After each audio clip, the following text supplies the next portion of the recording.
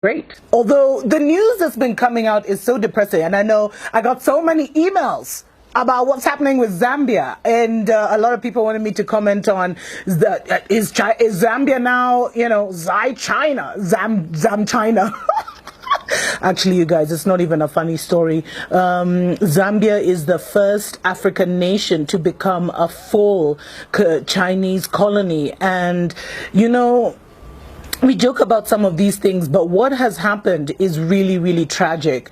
And I warned you guys this is what was going to happen. But also this shows you that we're closer and closer to a major global war. Because I told you, the Europeans are not going to just sit back and let China take over Africa. Now, what has happened is that Zambia defaulted on a couple of loans. And so they lost their power company, Zesco, and that has been taken over by the Chinese. Their major national electricity company is now being run by China. Now, if that isn't even worse, they've also lost, a few months ago, they lost their Zambia Broadcasting Corporation. It's called the ZNBC. I think it's the Zambia National Broadcasting Corporation, which is now fully owned by China.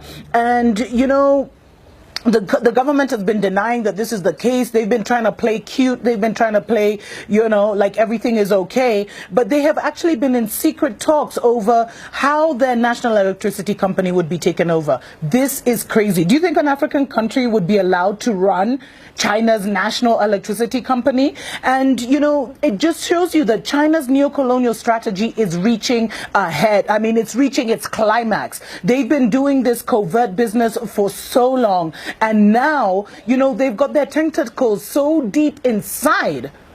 They've got their tentacles so deep inside that it's going to be hard for some countries to turn back. Now, what's happened is, their whole strategy is they encourage indebtedness. So, hey, they come with the money. They come with the money. They give you. Then they, once you default, they start to take over strategic assets because of failure of repayment. And you see, what China has done is they have studied countries that are corrupt. They have studied countries that, that are greedy, that have greedy leaders, which is most African nations. And that's why we find most African nations are in this situation.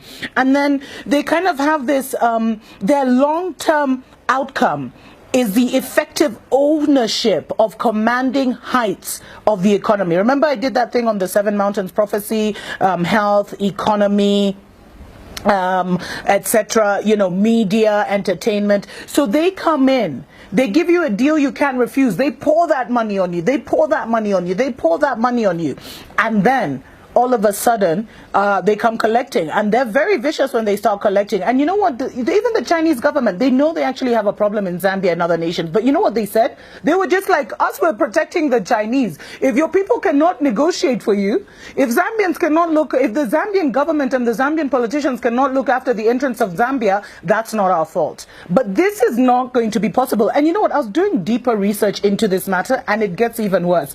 Now, Zambia's president was actually in China last week for the China-Africa summit, and I'll talk in the future about the $61 billion or $60 billion that the Chinese government allegedly gave to Africa with no strings. There ain't no free lunch.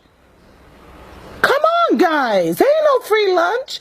And one of the biggest problems with all these deals that China has signed with African governments is we don't know what they've done. We don't know what they've signed away. We don't know the kind of agreements they've made, because all of them were done hush-hush and behind the scenes. So all we're being told in Africa and in China is, oh, China's giving Africa money. Oh, you're getting money. Oh, they're funding this. Oh, they're funding that. Oh, they're funding infrastructure projects. But we're not told, okay, the debt repayment is this percentage, and if you fail to pay this percentage, you're going to be in trouble. We're not told that. We're not told what concessions have been made.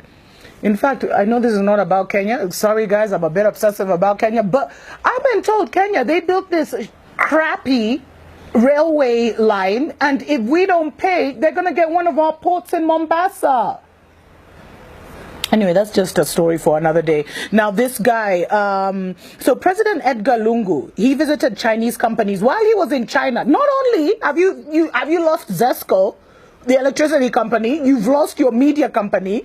He actually had the nerve Some of these guys, man. He actually had the nerve to go visiting Chinese companies, and he received a grant of a further $30 million for the Lusaka East Multi-Facility Economic Zone Electrification Project, whatever that means. And so these guys can give you like high blood pressure, man. It's crazy. And so President Edgar Lungu, he came to power basically Zambia signed an 8 billion when he came to power. Zambia signed an 8 billion Chinese loans in financing. Now, over 5 billion of this hasn't been added to the total. Now, that's what Zambia is claiming. They're claiming they haven't received 5 billion, or they haven't been able to account for $5 billion of the 8 billion. Although China says it was dispersed, it was released. And get this, the finance ministry doesn't even have the manpower to police and monitor and disburse the funds. And the financial penalties, because I told you, a lot of these deals are done in secret. We don't know. So the financial penalties of actually backing out of a Chinese deal are worse than the savings than just going through with the project till its completion. So a lot of contracts have been signed in secret. It's a problem. We don't know what our governments have done. And that's why I am telling you, in the next few years, because, you know, the next election for Zambia is, I think, 2020, somewhere there. You're going to see a lot of African governments toppling. A lot of African governments toppling because they have sold our souls to the devil, literally. Just check out how, you know, Zambia, by the way, Zambia has been allowing Chinese immigrants to come in since 1964. And now, after all this happened, the Chinese have even taken a road. One of the main roads that's even on the national map of Zambia. Check in, they just took a road that appears on the map. You can Google freaking Zambia right now and you'll see that road, and the Chinese have just blocked it off. Like they own the country. This is total madness. Seriously, what are our politicians doing? Yo, young Africans, we need to get it together. Like seriously, we need to get it together. We need to arise. We need to get out of our stupor, our slumber, our coma, whatever it is. We need to stop feeling sorry for us, you know, for ourselves, and just arise, man. And fight for what is ours. I mean, this is what our grandparents fought for independence for. Many died and were tortured. And you know what? So not only have a lot of contracts been signed in secret, but we don't know what our governments have signed off. And in Zambia, Zambia has one of the longest relationships with China among African countries. It started in 1964, 5 months after independence is when this relationship started. And China has been given uncontrolled access to Zambian resources by overborrowing and allowing Chinese unfiltered emigration.